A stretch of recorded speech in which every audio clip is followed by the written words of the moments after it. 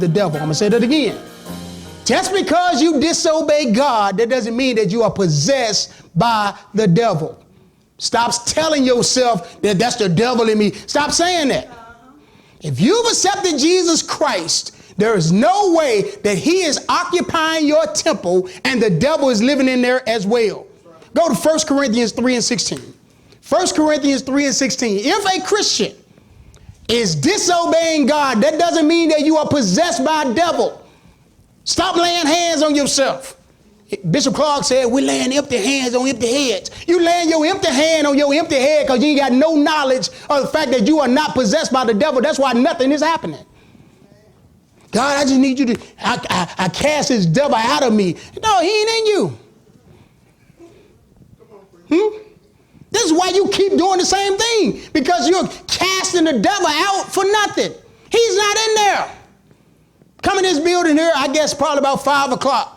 You just come in, those you with keys come in at 5 o'clock. And just say, everybody in here come out. I promise you ain't nobody gonna come out. I was throwing them folks out. My one day, why ain't nobody came out? Because ain't nobody in there. You're trying to cast the devil out, but the devil is not in here, but Christian. Devil's not in you. I'm going to show you why I'm saying that. 1 Corinthians 3 and 16. Know ye not that you are the temple of God, and that the Spirit of God dwelleth or live in you. So if God owns you and the Spirit of God lives in you, how can the devil remain? If God is living in you, Brother Christopher, how are you telling me that the devil is yet in there when the scripture says that his presence is a rebuke to the enemy? See, you're picturing your temple as if it's an apartment building, as if God lived in 1A and the devil lived in 1B. When God owns you, then he owns you completely. He lives in you. You completely belong to him. So a Christian cannot be possessed by a demon. As a matter of fact, when Jesus moved in, he didn't bind the devil. He didn't tie him up. He threw him out. So here's a great question then. Then why do I keep disobeying God? Why do I keep disobeying God? Why do I keep sinning? Why do I keep going against what I know I should be doing and the things that I should not be doing? Why do I find myself doing it? So I want to ask some good questions before we deal with this here. I'm going to tell you why. Yes, Jesus lives in you.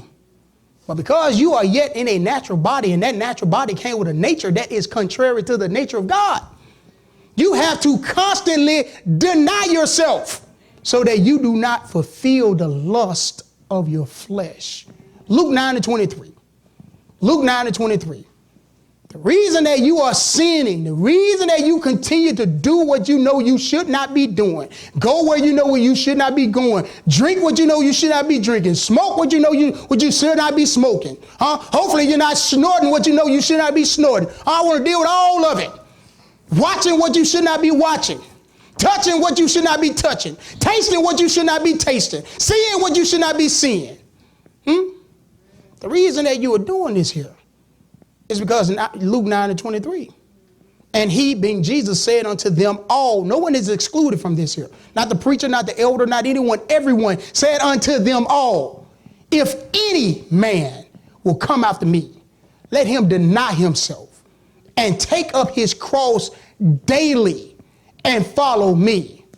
A Christian does not have a possession problem. You got a denial problem. You are not denying yourself.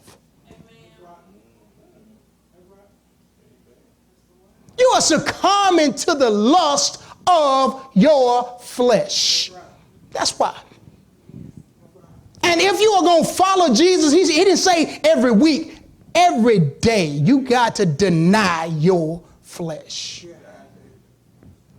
Paul even said, as the elder just said, I die daily. That should be a part of you that you put to death every single day. That desire to do what's wrong, you succumb into it. Each day you should get stronger and stronger in your willpower. That's what the world called it. But we don't need willpower, because we understand God's will is bigger than our will. So he has already empowered you. You just need to start denying yourself. You ain't possessed with the devil. You got to tell Aura no. The reason the enemy wants you to continue to keep this door open is so he can usher in all that comes along with him. And once you get everything that comes along with him, the scripture says the last state of that man is worse than the first. You'll find yourself doing some stuff that you thought you would never be doing. I know of girls, man, that went out and they doing stuff that they thought they would never be doing. Guys going and doing stuff they thought they would never be doing because you did deny yourself.